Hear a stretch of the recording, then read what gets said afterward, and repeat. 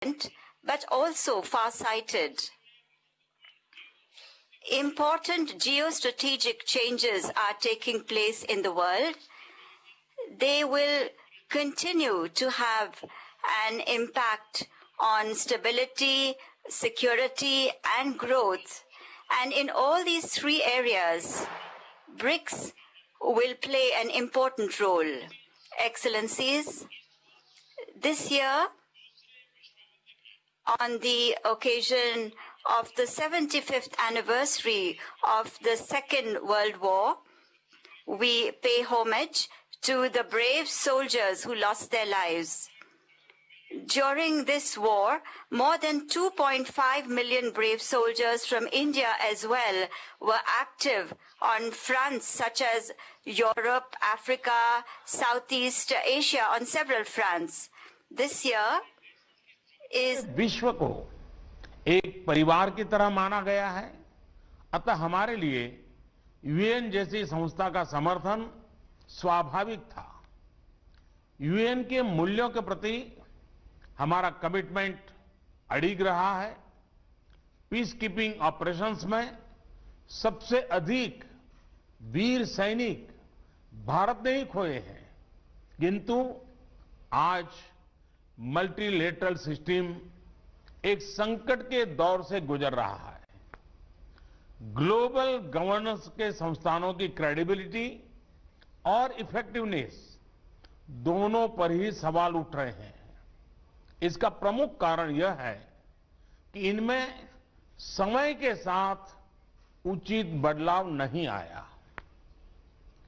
ये अभी भी 75 साल पुराने विश्व की मानसिकता और वास्तविकता पर आधारित है। भारत का मानना है कि यूएन सिक्योरिटी काउंसिल में रिफॉर्म्स बहुत ही अनिवार्य हैं। इस विषय पर हमें अपने ब्रिक्स पार्टनर्स के समर्थन की अपेक्षा है।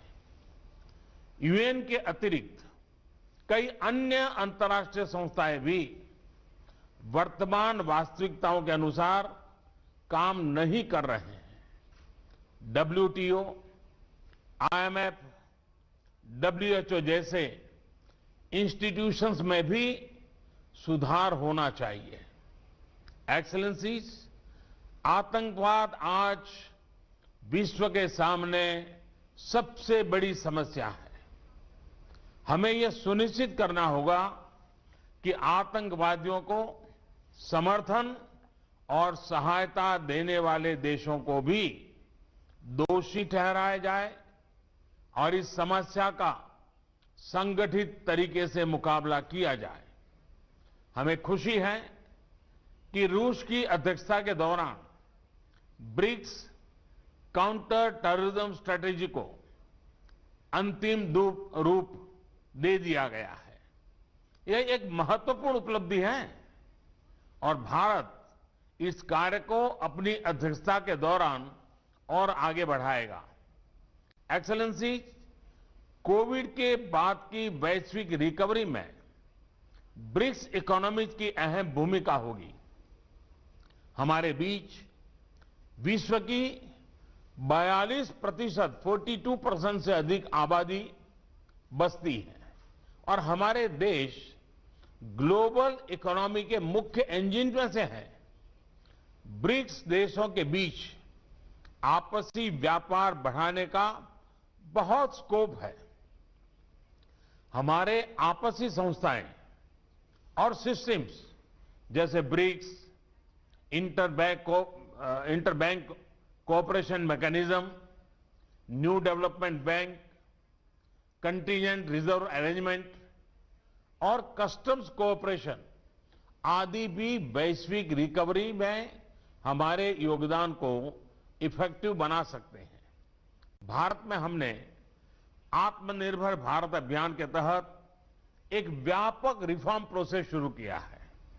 यह कैंपेन इस विषय पर आधारित है कि एक सेल्फ रिलायंट और रेजिलिएंट भारत पोस्ट कोविड अर्थव्यवस्था के लिए फोर्स मल्टीप्लायर हो सकता है और ग्लोबल वैल्यू चेन्स में एक मजबूत योगदान दे सकता है।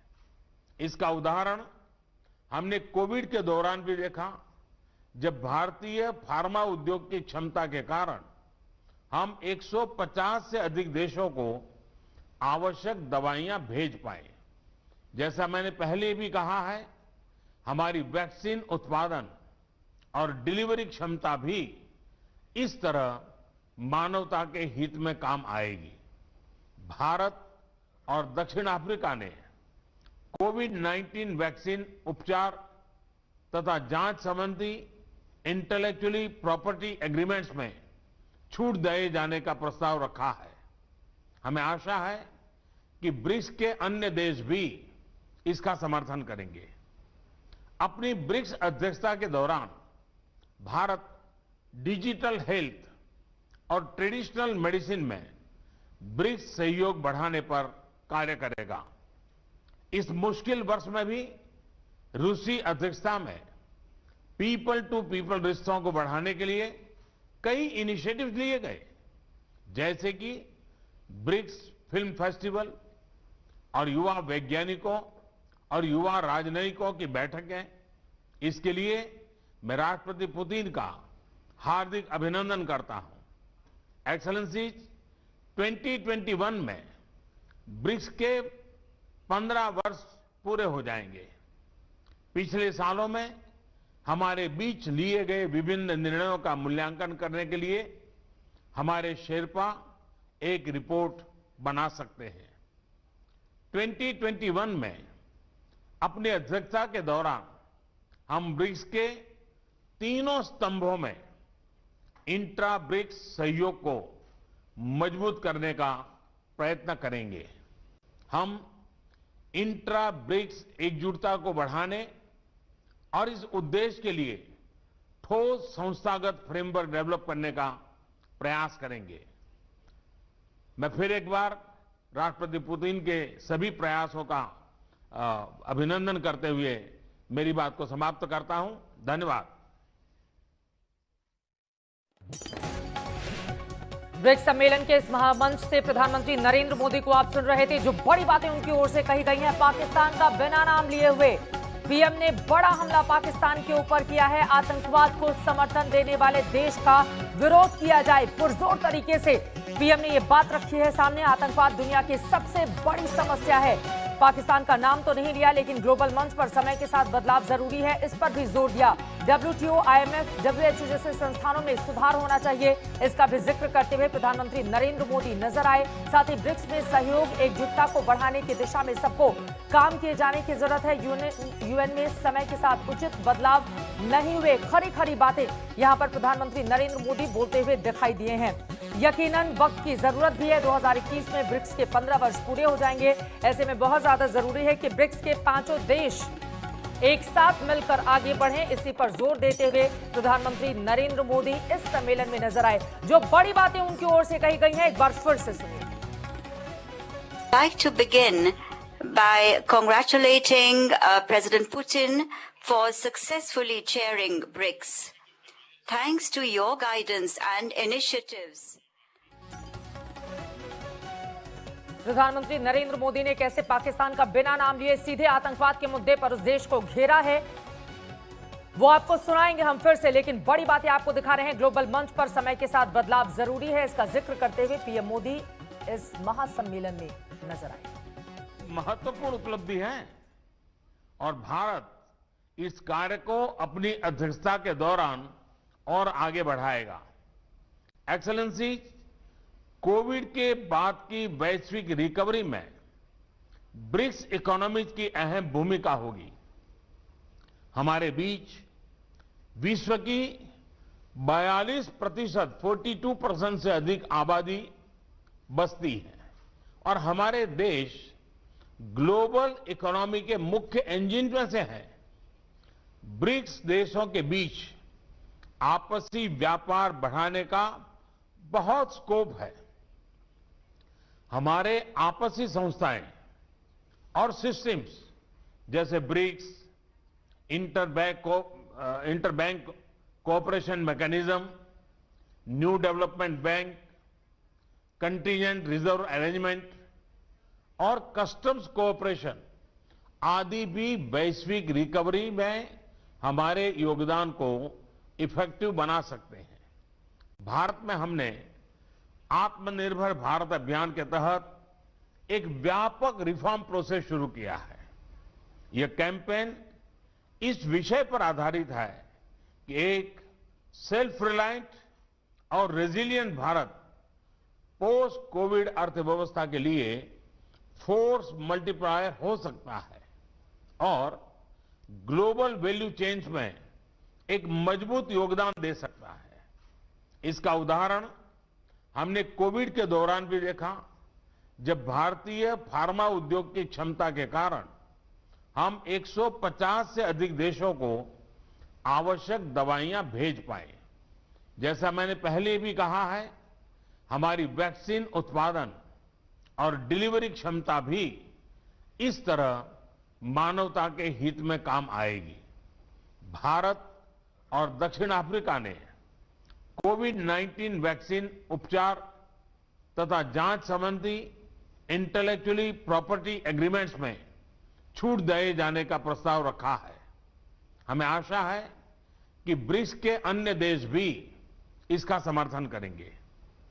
अपनी ब्रिक्स अध्यक्षता के दौरान भारत डिजिटल हेल्थ और ट्रेडिशनल मेडिसिन में ब्रिक्स सहयोग बढ़ाने पर कार्य करेगा। इस मुश्किल वर्ष में भी रूसी अध्यक्षता में पीपल टू पीपल रिश्तों को बढ़ाने के लिए कई इनिशिएटिव्स लिए गए, जैसे कि ब्रिक्स फिल्म फेस्टिवल और युवा वैज्ञानिकों और युवा राजनयिकों की बैठकें। इसके लिए मैं राष्ट्रपति पुतिन का हार्दिक अभिनंदन करता हूं।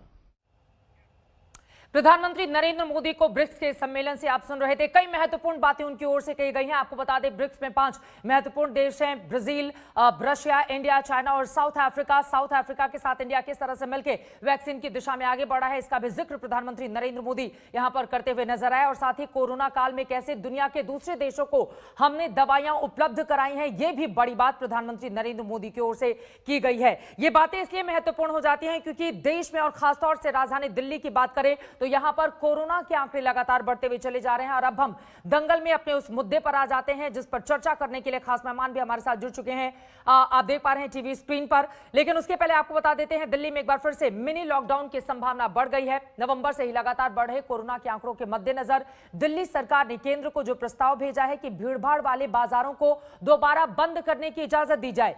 कोरोना के मद्देनजर कठोर कदमों की जरूरत दिल्ली सरकार इसीलिए जता रही है क्योंकि बाजारों में सोशल डिस्टेंसिंग के नियम साफ तौर पर टूटे हैं। जिसने कुछ हफ्ते पहले कोरोना से अच्छी रिकवरी कर ली थी, वो अब दुनिया के उन शहरों में शामिल हो गई है जहां कोरोना की रफ्तार सबसे ज्यादा बढ़ती हुई चली जा रही है, जिसने चिंताएं भी दिल्ली और एनसीआर के लोगों की बढ़ाकर रख दी है। इसी पर चर्चा करने के लिए कई खास मेहमान हमारे साथ जुड़ चुके हैं। आम आदमी पार्टी की ओर से प्रवक्ता सौरभ भारद्वाज हमारे साथ मौजूद है, आपको स्क्रीन पर दिखाई दे रहे हैं। कांग्रेस पार्टी की ओर से आलोक शर्मा जी हमारे साथ जुड़ चुके हैं। इसके अलावा डॉक्टर अंशुमन, कैंसर स्पेशलिस्ट हमारे साथ मौजूद हैं। फॉर्मर प्रेसिडेंट आईएमए के डॉक्टर के अग्रवाल कुछ ही देर में हमारे साथ जुड़ेंगे। और साथ ही भारतीय जनता पार्टी की ओर से गौरव भाटिया हमारे साथ मौजूद हैं। लेकिन उसके पहले मुख्यमंत्री अरविंद केजरीवाल की ओर से मिनी लॉकडाउन को लेकर क्या कुछ कहा गया है, वो सुनिए। अगर ज़रूरत पड़े और सारी कोशिशों के बावजूद भी अगर किसी बाज़ार में हम देखते हैं कि सोशल डिस्टेंसिंग और मास्क का पालन नहीं किया जा रहा और वो एरिया एक तरह से लोकल कोरोना हॉटस्पॉट बन सकता है, तो उस वहाँ पे बाज़ार को कुछ दिनों के लिए एहतियात के तौर पे बंद करने की इजाज़त दिल्ली सरकार को दी जाए। 200 तक लोगों के शामिल होना अलाउ किया गया था। उस ऑर्डर को विड्रॉ करने के लिए आज निर्णय लिया गया है कि 200 से वापस 50 लोगों को, शादियों में केवल 200 से 50 लोग अलाउड होंगे। और ये निर्णय मैंने एलजी साहब की अप्रूवल के लिए अभी सुबह सुबह भेजा है। अब एलजी साहब क्या इसको अप्रूव करेंगे, ये अपने आप में बड़ा सवाल है। वैसे आपको बताते चले, इसी रविवार को केंद्रीय गृह मंत्री अमित शाह ने दिल्ली के मुख्यमंत्री अरविंद केजरीवाल के साथ बैठक कर कुछ आपात उपाय के आदेश दिए थे और अब केजरीवाल ने केंद्र को एक तरह से मिनी लॉकडाउन का प्रस्ताव भेज दिया है। सौरभ भारद्वाज जी, सीधे आपका रुख करते हुए, सिर्फ ये मिनी लॉकडाउन ही विकल्प है क्या कोरोना से लड़ने का राजधानी दिल्ली में? देखिए, इसको मैं अभी फिलहाल मिनी लॉकडाउन नहीं कहूंगा, क्योंकि लॉकडाउन के बाद केंद्र सरकार को और पूरे देश में ऐसा लगा कि इसके जो इकोनॉमी के ऊपर इफेक्ट होते हैं, बाजार के ऊपर इफेक्ट होते हैं, रोजी रोटी पे जो इफेक्ट होते हैं, वो बहुत ज्यादा कठोर होते हैं। हमारी अर्थव्यवस्था देश की -27% इसकी वजह से गई थी। तो केंद्र सरकार ने एक नियम बनाया है कि कोई भी राज्य अगर अपने यहाँ लॉकडाउन या पार्शियल लॉकडाउन या कुछ भी इस तरीके की बंद करता है तो वो केंद्र से इजाजत ले। मुझे लगता है कि सही भी है। इसीलिए दिल्ली सरकार ने केंद्र को ये कहा है कि हमारे यहाँ कुछ बाजार ऐसे हैं जहां पे सोशल डिस्टेंसिंग नहीं फॉलो हो रहा है, हम उस सिचुएशन को मॉनिटर कर रहे हैं। अगर जरूरत पड़ेगी तो कुछ बाजारों को बंद करना चाहेंगे, ताकि वो जो हॉटस्पॉट बनते जा रहे हैं, जैसे मान लीजिए कि कोई बाजार है जिसमें करीब 20% दुकानदारों को ऑलरेडी कोरोना पॉजिटिव है, बट उसके बावजूद भी दुकानें खोल के बैठ रहे हैं, तो ऐसी जगहों पे हॉटस्पॉट्स को दोबारा से बंद करने की इजाजत मांगी है। उसी तरीके से शादी ब्याह में थोड़ी छूट दी गई। ये कैसे तय किया जाएगा कैपेसिटी कि दुकानदार को कोरोना है और उसके बावजूद वो अपनी दुकानदारी चला रहा है? ये कैसे तय किया जाएगा सौरभ भारद्वाज जी? जैसे हमने कुछ जगह रैंडम सर्वे कराए, हमने वेस्ट दिल्ली के अंदर डीएम्स और एसडीएम्स की मदद से कंपलसरी दुकानदारों के सर्वे कराए, तो वहां पे कई जगह एक चीज निकल के आई कि करीब 10-12% दुकानदार जो दुकान खोल के बैठे हुए थे, वहां पे उनको कोरोना पॉजिटिव वो लोग पाए गए। उसी से अंदाजा लगाया गया कि बाजार भी इस तरीके के हॉटस्पॉट्स हो सकते हैं जहां से कोरोना फैलने की आशंका ज्यादा होती जा रही है, तो इस तरह से आइडेंटिफाई किया जाएगा। गौरव भाटिया, जवाब दीजिए। देखिए, राजधानी दिल्ली के जो आंकड़े बढ़ते हुए चले जा रहे हैं, उसने यकीनन दिल्ली सरकार के साथ ही केंद्र की भी चिंता बढ़ाकर रखी हुई है। तो लॉकडाउन एक बेहतर विकल्प लगता है आप लोगों? आप लोग इस पर भी राजनीति क्यों कर रहे हैं? देखिए चित्रा जी, सबसे पहले तो ये कहूँ कि केंद्र की सरकार को अपनी जिम्मेदारी का एहसास है कि आप जानती हैं कि पहले जून के महीने में भी जब कहीं ना कहीं दिल्ली सरकार ने जो उसको करना चाहिए अपने कर्तव्य का निर्वाह नहीं किया, तो भी अस्पताल खोलने से लेकर सभी मदद केंद्र सरकार ने दी थी। और इस विषय पे मैं राजनीति नहीं करूंगा, लेकिन आप ही बताइए, अमित शाह जी गृह मंत्री जी ने एक बैठक बुलाई और उस बैठक में जो निर्णय लिए गए वो दिल्ली की जनता के लिए लिए गए हैं। ये तब है जब कहीं ना कहीं दिल्ली सरकार में खुद में कंफ्यूजन है, क्योंकि अभी एक दिन पहले ही सत्येंद्र जैन जी कह रहे थे कि कोई लॉकडाउन नहीं होगा और दिल्ली सरकार ने सारी जो तैयारी है वो कर ली है। लेकिन आज अरविंद केजरीवाल जी ने कुछ और कहा, और जो बैठक अमित शाह जी ने बुलाई थी जिसका मैं जिक्र कर रहा था, उसी में ये तय हुआ है कि RT-PCR टेस्ट जो है वो दुगने कर दिए जाए। घर घर पे सर्वे हो, सीरो सर्वे हो, जिससे पता चले कि किस तरह से फैल रहा है। और तीसरा, जो MCD के अस्पताल है उनको कोविड स्पेशलिटी अस्पतालों में बदल दिया जाएगा। तो पूरा सहयोग केंद्र सरकार दे रही है, लेकिन सवाल ये है कि दिल्ली की सरकार में आपसी तालमेल क्यों नहीं है? केंद्र की सरकार अगर उनके साथ खड़ी हो सकती है तो क्या मुख्यमंत्री और जो दिल्ली प्रदेश के हेल्थ स्वास्थ्य मंत्री हैं, ये आपस में बात नहीं करते जब सार्वजनिक करते हैं अपना बयान? इसका जवाब ले लेती हूँ सौरभ भारद्वाज जी। ये सवाल तो महत्वपूर्ण है ना। एक तरफ दिल्ली के स्वास्थ्य मंत्री कहते हैं कि तीसरा वेव चला गया है, दिल्ली में लॉकडाउन की जरूरत नहीं है। वहीं मुख्यमंत्री अरविंद केजरीवाल आज जब मीडिया से मुखातिब होते हैं तो उनकी ओर से कहा जाता है कि मिनी लॉकडाउन की सिफारिश हमारी ओर से की गई है एलजी साहब से। तो ये कंफ्यूजन की स्थिति दिल्ली सरकार के भीतर ही इतनी ज्यादा क्यों है? आप मुझसे पूछ रहे हैं क्या? सौरभ जी आपसे। जी, मैं ये कह रहा हूं कि कोई कंफ्यूजन नहीं है। ये बात आंकड़ों के हिसाब से मेडिकल प्रोफेशनल्स और हेल्थ मिनिस्ट्री के ऑफिशियल्स भी बता रहे हैं कि जहां पे कुछ दिनों पहले 7,000 8,000 पर डे का आंकड़ा आ रहा था, पिछले 2-3 दिन से आप देखें 4,000 3,500 पर डे का आंकड़ा आ रहा है। तो पीक जा चुका है। लॉकडाउन करने की कोई मंशा ना दिल्ली सरकार की है ना केंद्र सरकार की है, क्योंकि उसके अर्थव्यवस्था पे बहुत बुरे असर होते हैं, ये बात बड़ी स्पष्ट है। मगर जहां पे हॉटस्पॉट्स हैं वहां की सिर्फ इजाजत मांगी है, क्योंकि केंद्र ने कहा है कि आप किसी भी जगह को बंद करने से पहले केंद्र से अनुमति ले रहे हैं। तो सिर्फ एक प्रिकॉशन के तौर पे हमने एक जनरल परमिशन मांगी है उनसे। अभी भी जो दुकानदार भाई हमारी बात सुन रहे हो उनको मैं बताना चाहता हूं कि अभी दुकानों को और बाजारों को बंद करने का कोई इरादा कोई फैसला दिल्ली सरकार का नहीं है। एहतियातन परमिशन मांगी है ताकि जहां जहां स्थिति खराब होगी उन बाजारों को सिर्फ एक्शन किया जाएगा। जहां स्थिति खराब होगी वहां पर एक्शन किया जा सकता है। सौरभ भारद्वाज महत्वपूर्ण जानकारी देते हुए, लेकिन आपको बताते चले डॉक्टर हर्षवर्धन, राजधानी दिल्ली में जिस तरह से खराब हालात थे उस पर गृह मंत्री की जो बैठक हुई थी जिसमें मुख्यमंत्री अरविंद केजरीवाल भी शामिल थे, उसमें डॉक्टर हर्षवर्धन केंद्रीय स्वास्थ्य मंत्री भी शामिल थे।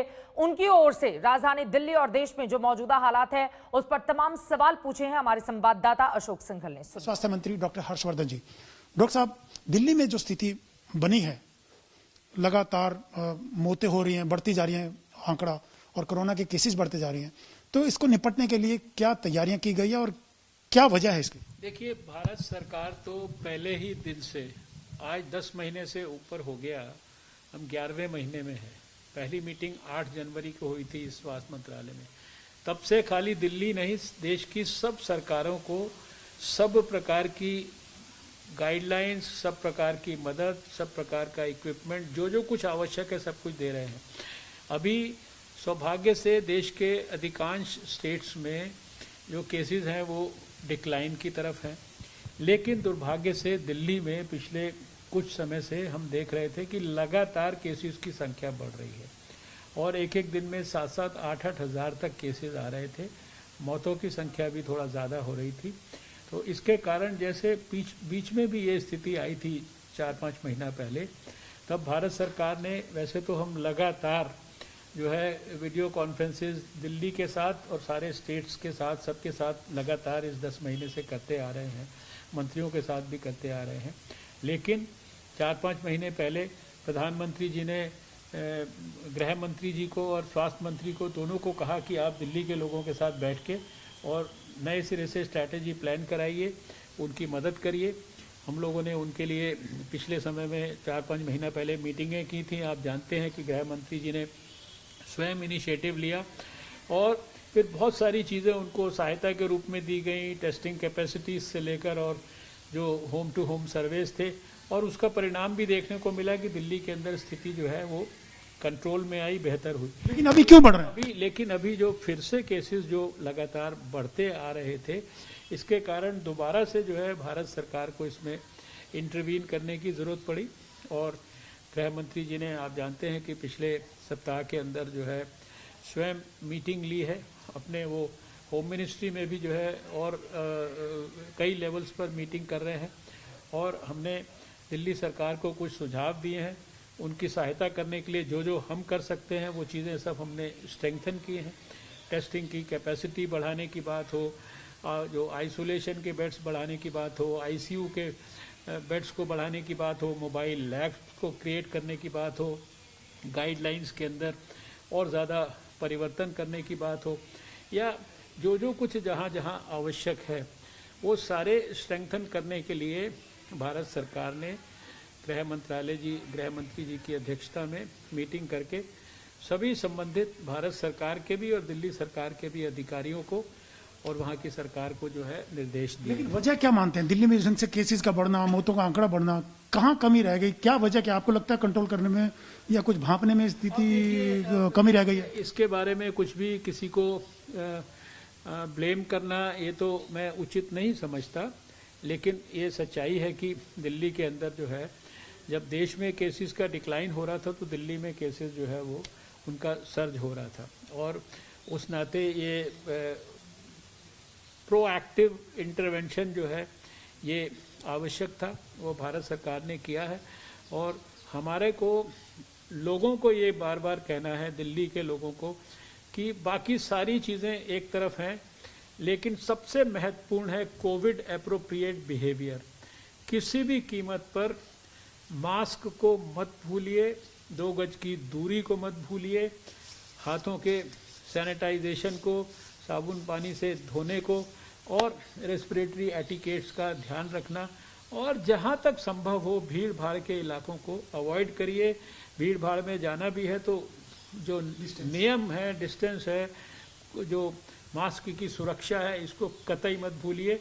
ये अगर होगा ठीक से तो जहां जहां होगा वहां स्थिति में सुधार होगा। सब आंशिक लॉकडाउन की भी सिफारिश की है केजरीवाल ने, होम मिनिस्टर को भेजा है।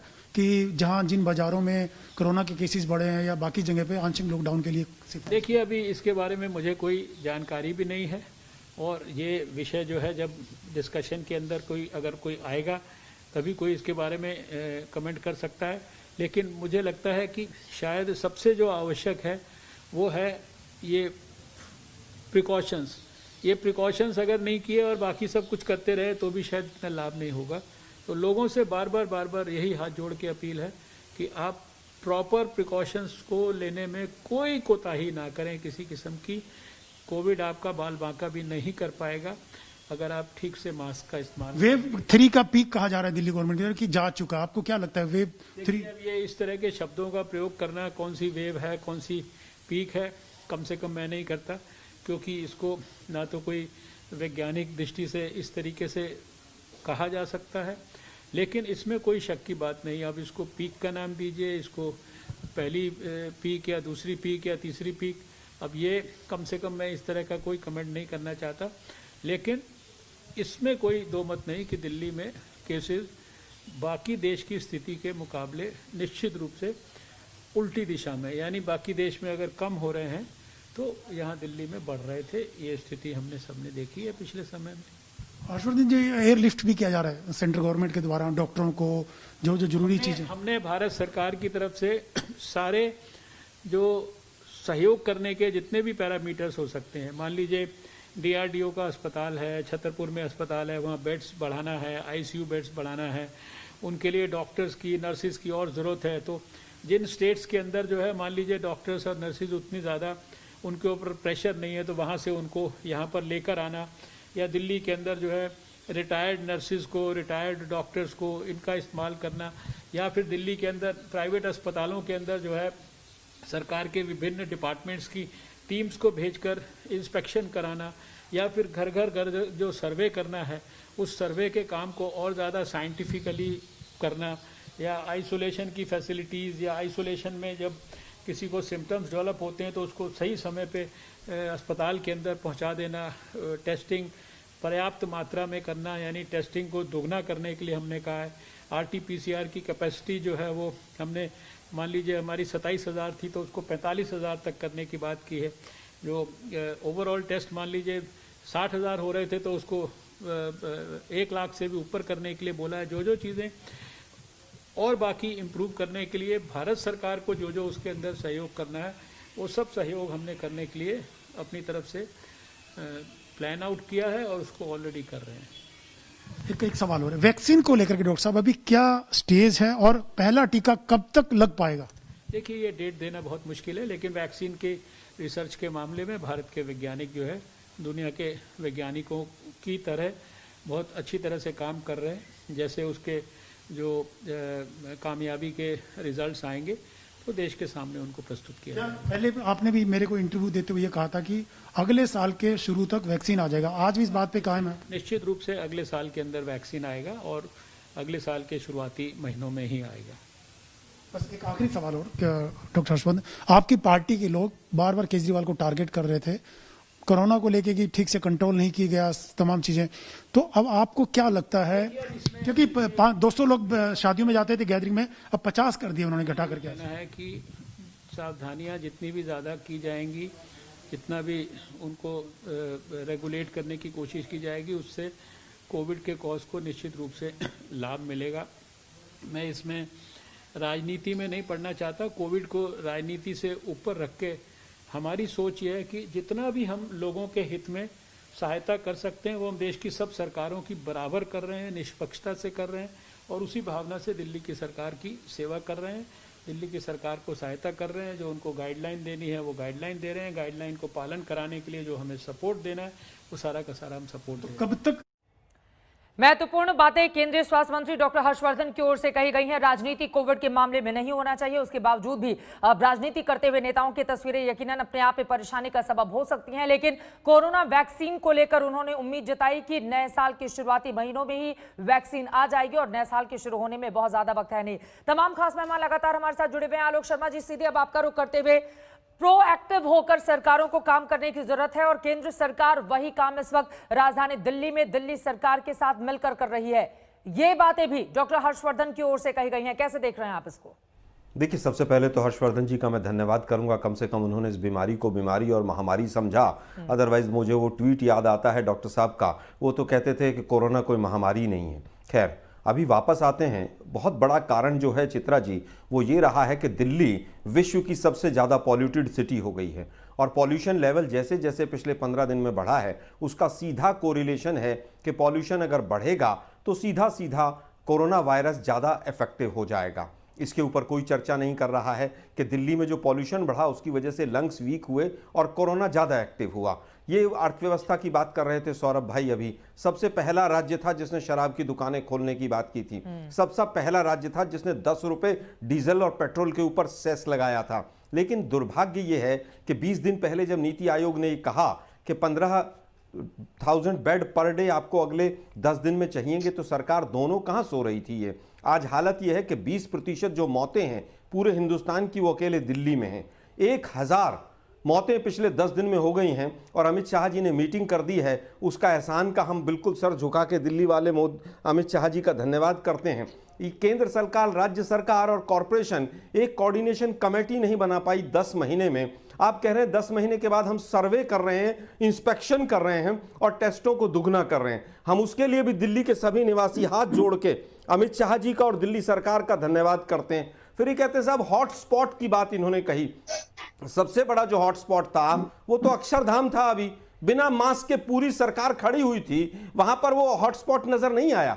आज आप एक बाजार को बंद कर दीजिए, वहां के जो खरीदार हैं वो दूसरे बाजार में चले जाएंगे। आप एक जगह से दूसरी जगह शिफ्ट कर देंगे। नहीं, ये अक्षरधाम को लेकर स्पष्ट कीजिए, क्या कहना चाहते हैं? पूरी सरकार मेरा ये कहना है कि जो सरकार एक एक पेज के बड़े बड़े एडवर्टाइजमेंट दे रही है, अपने कार्यकर्ताओं को वॉलंटियर बना के 600 रुपए देकर सड़कों पर चौराहे पर खड़े कर रहे हैं, उनको भी कोरोना से ग्रसित करना चाहते हैं। तो जो आज तमाम लोग यहां पर खड़े कर दिए, तो नौटंकी और दिखावे से अगर कोरोना कंट्रोल होता, आईसीयू बेड बन जाते होते तो शायद बन जाते। इसका जवाब आप दीजिएगा कि नौटंकी और दिखावा क्या कर रही है सरकार, और साथ ही बहुत सारे सवाल केंद्र सरकार को लेकर भी खड़े किए गए हैं। मैं अंतिम बात कहना चाहूंगा, क्या एक कोऑर्डिनेशन, अंशुमन से एक जवाब में ले लेती हूँ, बहुत देर से क्या एक कोऑर्डिनेशन कमेटी नहीं बना पाई केंद्र और दिल्ली सरकार? ठीक है, कॉर्पोरेशन के कर्मचारियों का बीजेपी वालों के पास टाइम है। तालमेल का अभाव रहा राजधानी दिल्ली, इसी वजह से आज की तारीख में भुगत रही है। बीजेपी के कार्यकर्ताओं के पास 13,000 करोड़ रुपया केजरीवाल जी से लेना, उसके लगाने के होर्डिंग के पैसे तो हैं इनके पास,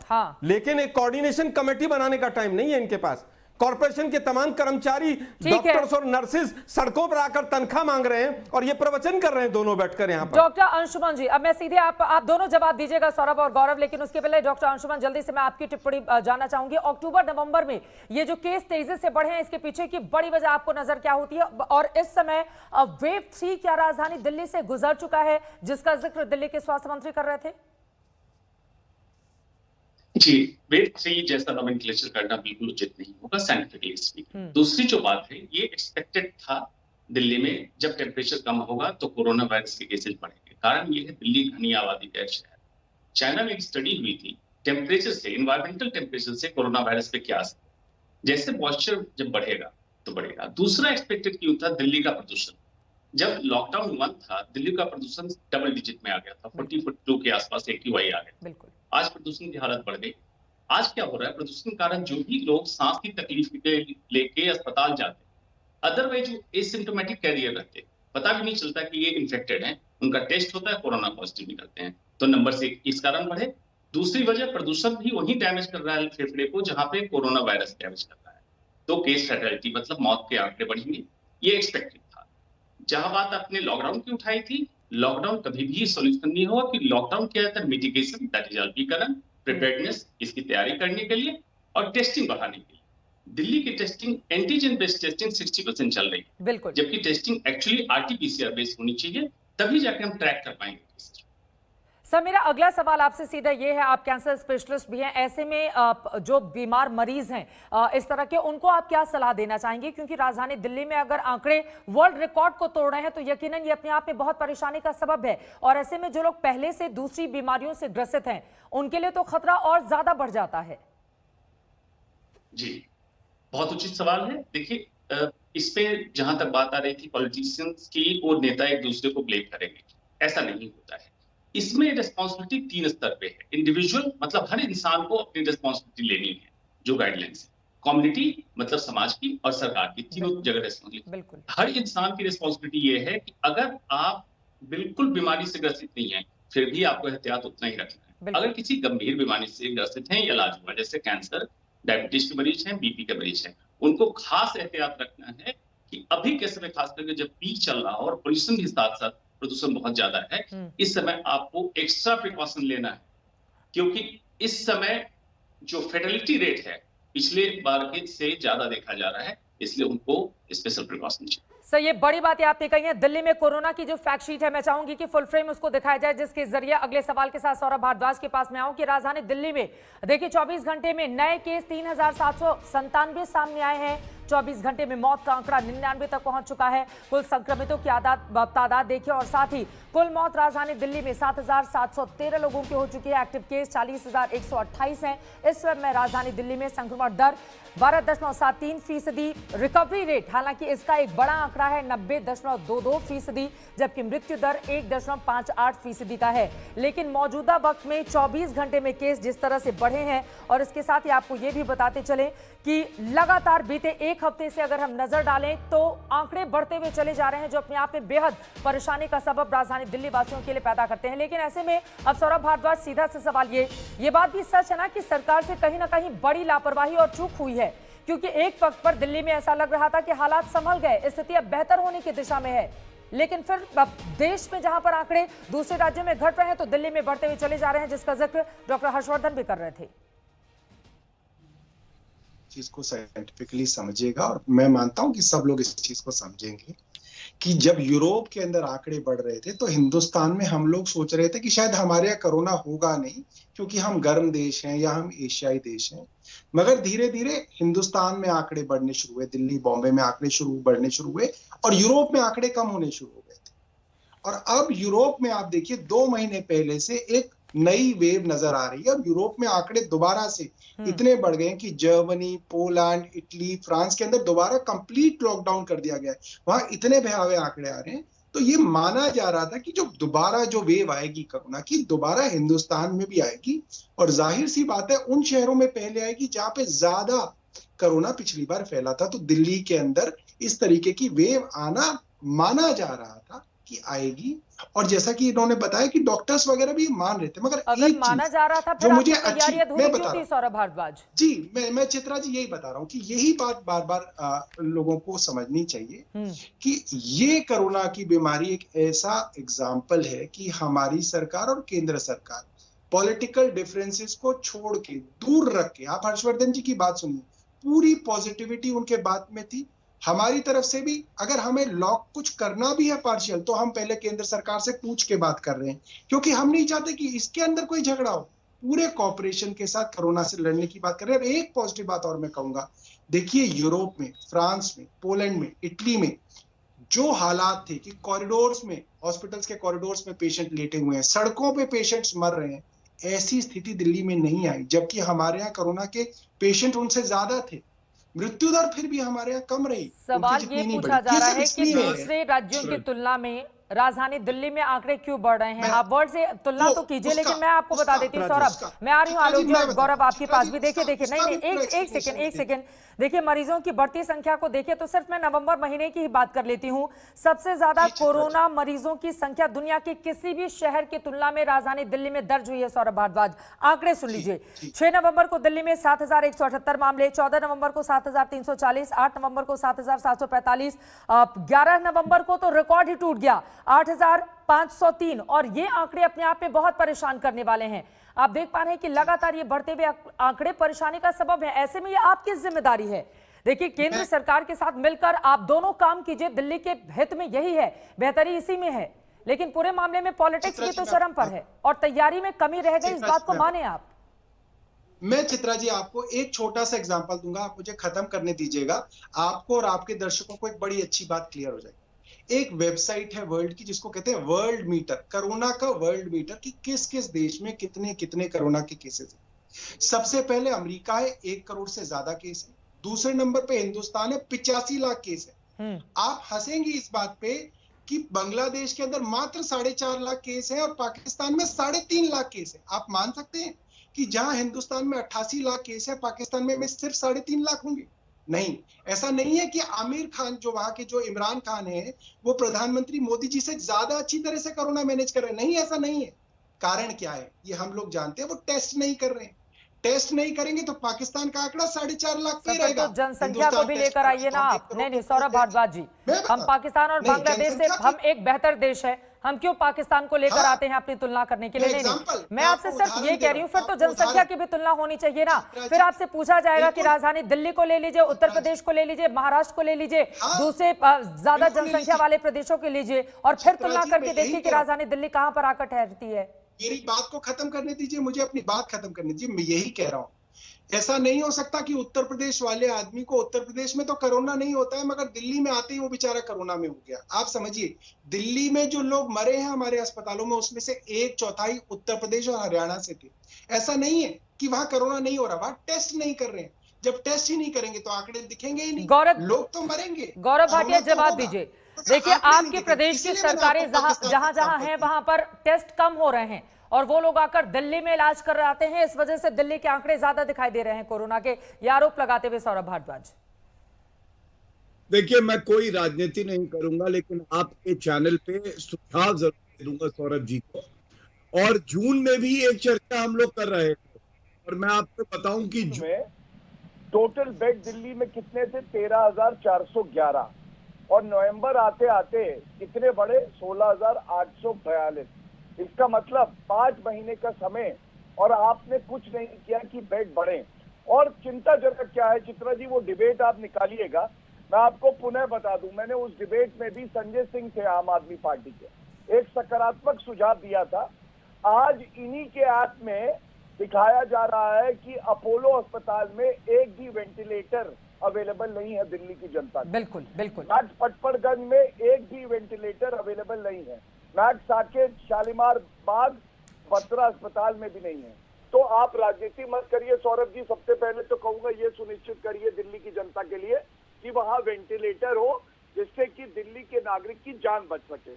दूसरी बात मैं बताऊं कि देखिए, जहां पे भारतीय जनता पार्टी के जो राज्यों की आप बात कर रहे हैं, अभी मैं सुन रहा था कांग्रेस के प्रवक्ता को कितनी ओछी राजनीति कर रहे थे। क्या मैं इनसे सवाल पूछूं कि 17.5 लाख मामले महाराष्ट्र में क्यों है? क्या मैं इनसे पूछूं कि 46,000 मौतें दुर्भाग्यपूर्ण महाराष्ट्र में क्यों हुई है? और कोऑर्डिनेशन कमेटी तो आप महाराष्ट्र की विकास अघाड़ी की बनाइए। जब राहुल गांधी से पूछा गया था, उन्होंने क्या कहा था आपको मालूम है? उन्होंने कहा था मैं ड्राइविंग सीट पे नहीं हूँ।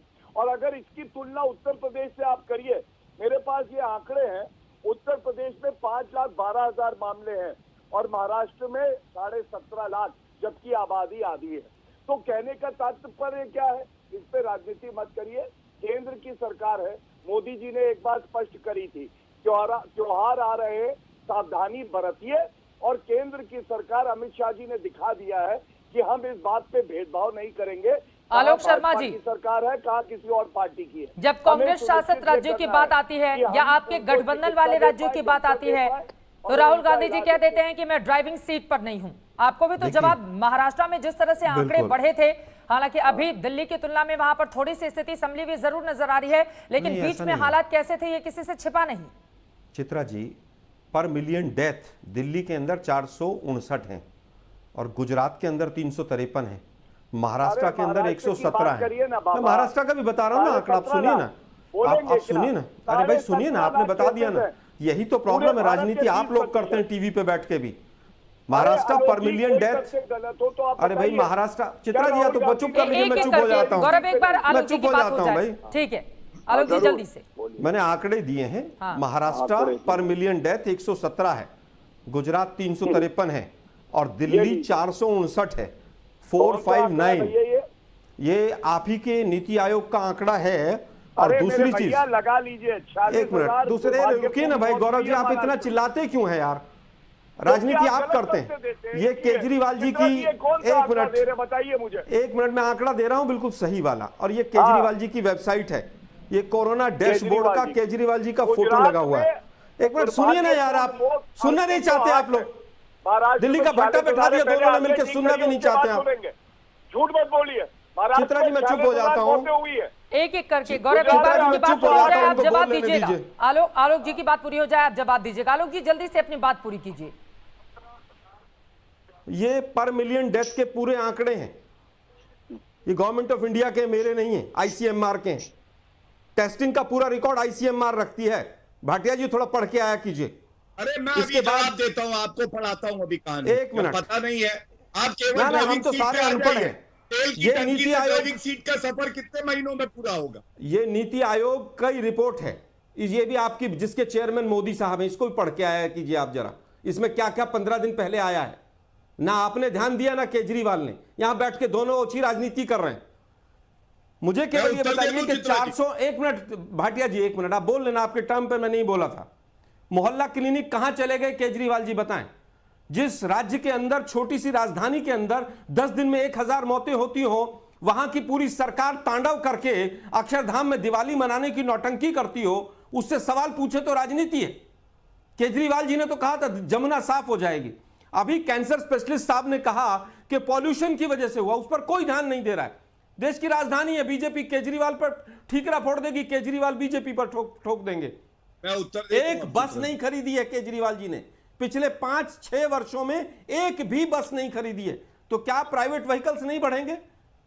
पॉल्यूशन को कम करने के लिए ना तो जावड़ेकर साहब ने कुछ किया है, ना केजरीवाल जी ने कुछ किया है। आज सारी की सारी समस्या जो बढ़ी है पिछले 10 दिन में, वो पॉल्यूशन के बढ़ने से बढ़ी है, लेकिन उस पर कोई ध्यान नहीं देगा। आप मुझे बताइए, फुल पेज एडवर्टाइजमेंट देते हैं, जल्दी से जवाब दीजिए, वक्त की कमी है मेरे पास। सौरभ हाथ उठा रहे हैं बहुत देर से, जल्दी से जवाब दीजिए। आलोक जी ने बहुत गंभीर आरोप लगाए हैं। मैं ये देख के हैरान हूँ कि किस बेशर्मी से आलोक शर्मा इस बात को छुपा रहे हैं कि आप शब्दों पर लगाम लगाइए। नहीं, आप शब्दों पर लगाम लगाइए, आप शब्दों पर लगाम लगाइए, कम हुई है, आप शब्दों पर लगाम लगाइए। आंकड़े हैं सौरभ जी, सबसे पहले तो बेशर्म आप लोग हैं, सबसे ज्यादा बेशर्म केजरीवाल हैं। केजरीवाल से बढ़ के कोई दिल्ली के अंदर बेशर्म नहीं है। अपने आप में ये बेहद दुर्भाग्यपूर्ण है कि जब गंभीर विषयों पर डिबेट की बात आती है तो भी नेता आपस में तू मैं की राजनीति में व्यस्त रहते हैं। ये हमें ध्यान रखना होगा। ये देश हमारा है, राजधानी दिल्ली हमारी है। ऐसे में कम से कम इस तरह की पॉलिटिक्स के बाहर निकलकर उस दिशा में हम आगे बढ़ें ताकि एक बेहतर जिंदगी हमारे अपने लोगों को राजधानी दिल्ली और इस देश में मिल पाए। लेकिन राजनीति अलग अलग अपने हिसाब से चलती रहती है और हावी रहती है, आप सुन रहे हैं। लेकिन इसी मुद्दे पर देश की जनता की क्या है राय? दिल्ली में कोरोना के बढ़ते मामलों पर दंगल में हम बहस कर रहे थे, जिसमें आज का हमारा सवाल था, क्या दिल्ली में प्रभावित इलाकों में दोबारा लॉकडाउन लगना चाहिए? आपके जो जवाब हमें मिले हैं उनमें से 90% ने हाँ कहा है, जबकि 10% ने नहीं कहा है। ये जवाब है जनता का। नमस्कार, मैं हूं अंजना ओम कश्यप। हमें उम्मीद है ये वीडियो आपको पसंद आया होगा। लेटेस्ट खबरों के लिए यूं ही देखते रहिए आज तक, और इस वीडियो के पसंद आने पर लाइक, शेयर एंड सब्सक्राइब करना ना भूलें।